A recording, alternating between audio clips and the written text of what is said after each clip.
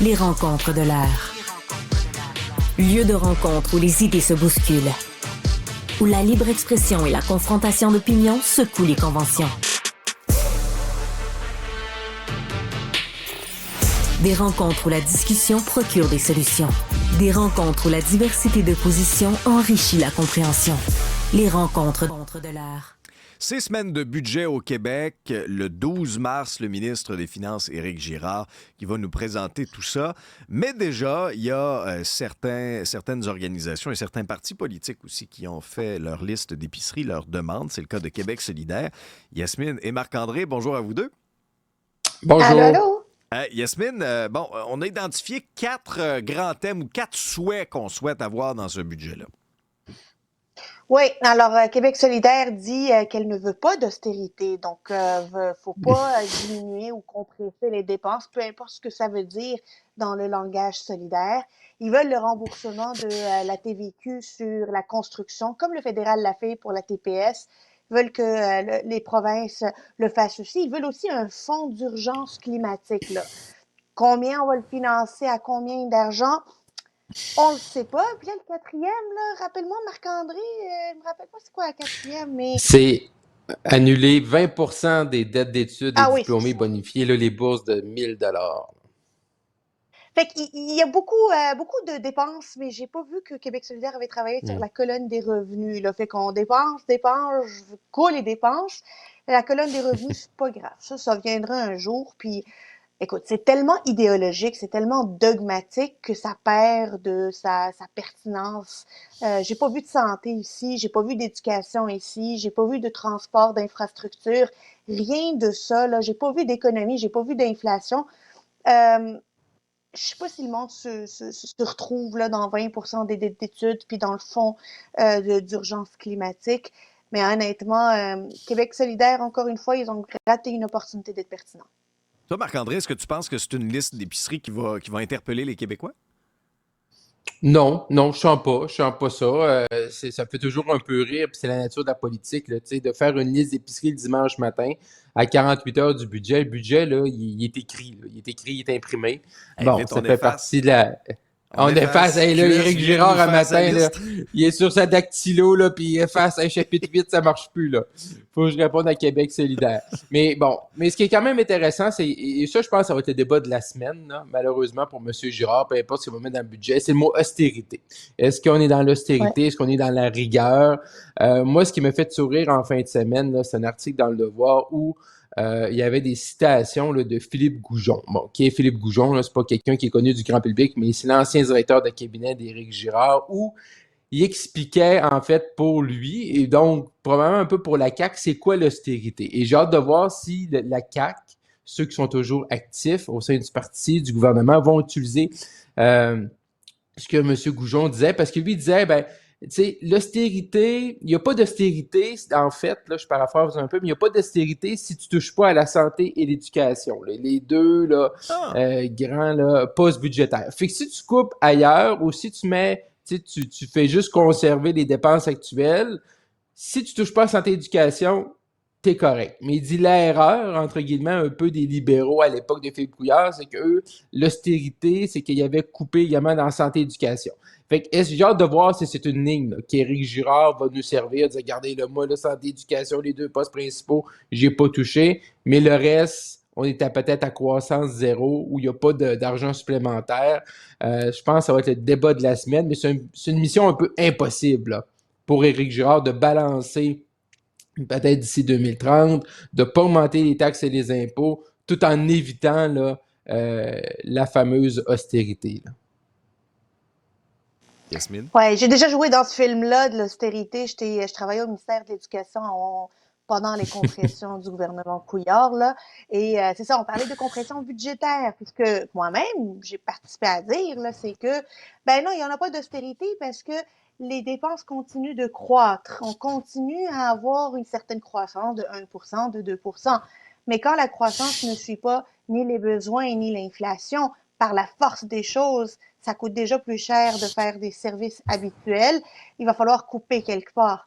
Là, j'ai hâte comment le gouvernement va nous montrer. En fait, il a beaucoup investi dans les salaires des professionnels. du milieu de la santé et de l'éducation. Mais investir dans un salaire n'est pas investir dans les services. Alors, est-ce qu'ils vont maintenir une croissance des dépenses dans les services qui est comparable à celle des salaires? Ça, je ne penserais pas. Et ils ne pourront pas venir nous dire qu'ils investissent massivement dans la santé et l'éducation, là, tu sais. Ouais, mais d'un autre côté, mais tu sais, c'est parce que le problème pour le gouvernement, c'est qu'ils ont peur d'être accusés là, tu sais, de l'austérité. Ah oui. Puis là, l'opposition vont le dire, tu sais, puis ils vont dire, il aurait pu éviter les dépenses avec les Kings, puis le panier bleu, puis les espaces bleus, puis là, on va décoller là-dessus. Puis, mais elle est où la ligne là entre dire, je suis dans l'austérité, puis là, il faut vraiment couper, ou dans une certaine rigueur budgétaire, là, dans une scène, tu sais, de bien utiliser les fonds publics, là. Les gens qui nous écoutent, là, envoient un fort pourcentage de leurs revenus, de leur salaire durement gagné au gouvernement pour que lui l'administre, puis en retour, il donne des services publics. Mais jusqu'à quel moment on est à cette limite-là en dire, on est austère, où on a de la rigueur, où on fait un bon contrôle de vos dépenses. C'est là-dessus que le gouvernement va avoir va devoir être capable de bien expliquer ce qu'il fait. Là. Ben, bien expliquer ce qu'il fait, ça c'est important que tu le soulignes, Marc-André, parce ça, que pourquoi c'est dans difficile, l'esprit de certains, c'est difficile ces temps-ci, oui, mais pourquoi dans l'esprit de certains, on a peur de ces mots-là, rigueur budgétaire? Moi, un gouvernement qui m'explique, qui me dit que les temps sont durs, OK? Chaque pièce que vous allez nous donner, on va essayer d'en prendre soin, de bien l'investir, puis de faire des choix judicieux. J'ai pas de problème avec ça. J'aime mieux ça, moi, que Justin qui dépense puis qui met ça sur sa carte de crédit, puis il n'y a aucune limite. On a des belles dents, on a des pilules, on prend nos pilules aux 4 heures, tout va bien, puis on met ça sur sa carte de crédit. Oui, mais la différence, Alex, c'est que ça veut dire différent. La définition de rigueur est différente, puis les Québécois ont déjà été échaudés par un gouvernement qui disait faire de la rigueur budgétaire. Ça s'est traduit dans leur esprit par une baisse de services, une baisse de qualité de service, une baisse d'accessibilité de services. On se rappelle tous que les services de garde subventionnés qui ont été modulés selon le revenu, alors que ceux qui payent le plus d'impôts, finalement, se retrouvaient à payer plus de tarifs.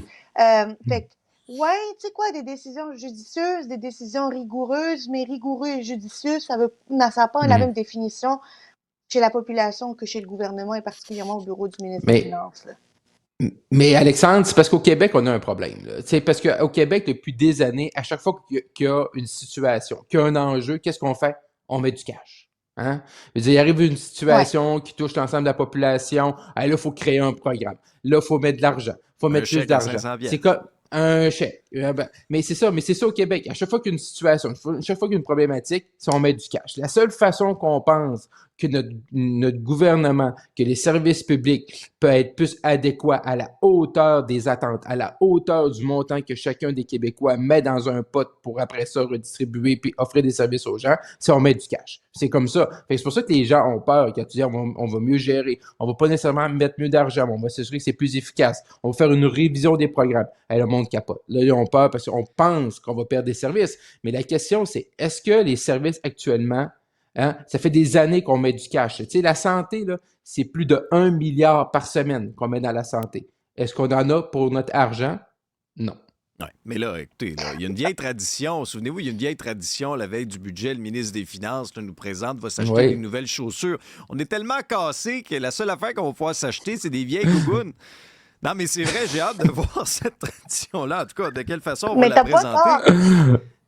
Mais oubliez pas, là, il y a un an, il y avait un budget aussi qui était présenté par le gouvernement du Québec où on nous annonçait des baisses d'impôts. Là. Des baisses d'impôts, c'est une diminution d'une source de revenus récurrente pour le gouvernement.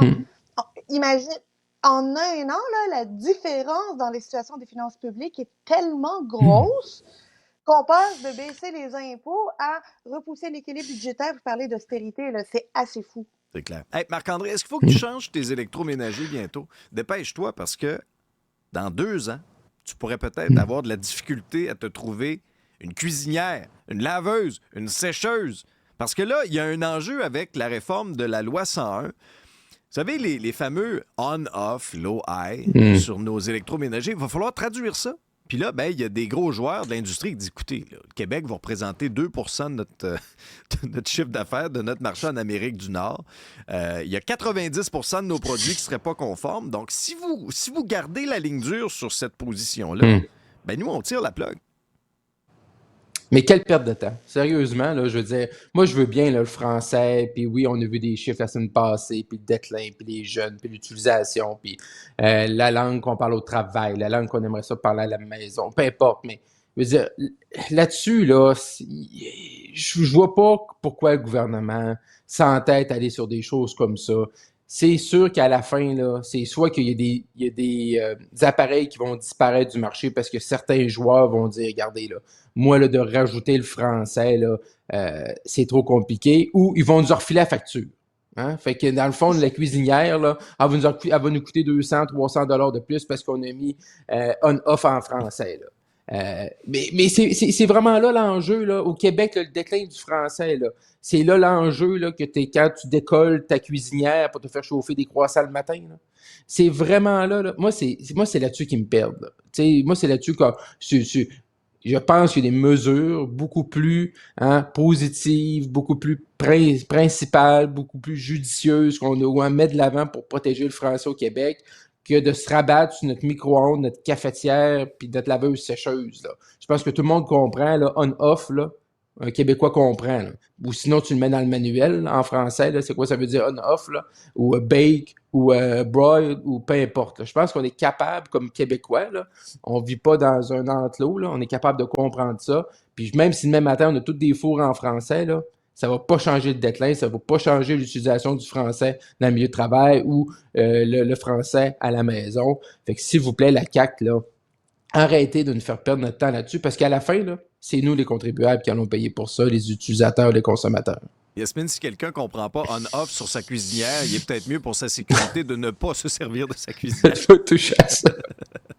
Exactement. Il est mieux de pas utiliser ça. Puis d'ailleurs, maintenant, là, à l'heure qu'on parle, là, nos électroménagers n'ont pas besoin d'avoir la traduction de ces éléments-là. Là. Puis honnêtement, là, y a-t-il quelqu'un qui s'est anglicisé à regarder sa sécheuse? Y a-t-il quelqu'un qui s'est anglicisé? J'ai perdu mon français. Tu sais, y a-tu quelqu'un, là, que genre, parce qu'il a trop regardé sa sauce à spaghetti, ben, il s'est rendu qu'il parle anglais à la maison, puis il a fait un transfert du français. Il faut arrêter, là, tu sais, Non, mais tu sais, pour vrai, c'est ça la réalité, là, tu sais. Il a commencé par faire sa spaghette, là, puis il parlait à Ginette, puis après, il arrivait plus à parler à Ginette, il comprenait plus, là. Ça parle plus la même langue. Voyons donc. Une longue recette, là, tu sais, une longue recette, là. Oui, oui. Mais ils étaient plus al dente, là, les pâtes à la fin. Là. Ils étaient cramés. Ils étaient trop cuits. Non, mais il faut arrêter. Moi, là, ça me gosse à chaque fois qu'on est toujours dans un mode, plutôt que de faire aimer le français, de valoriser le français, de faire rayonner le français. C'est ta cuisinière, y a-tu on-off ou est-ce que c'est arrêt, marche?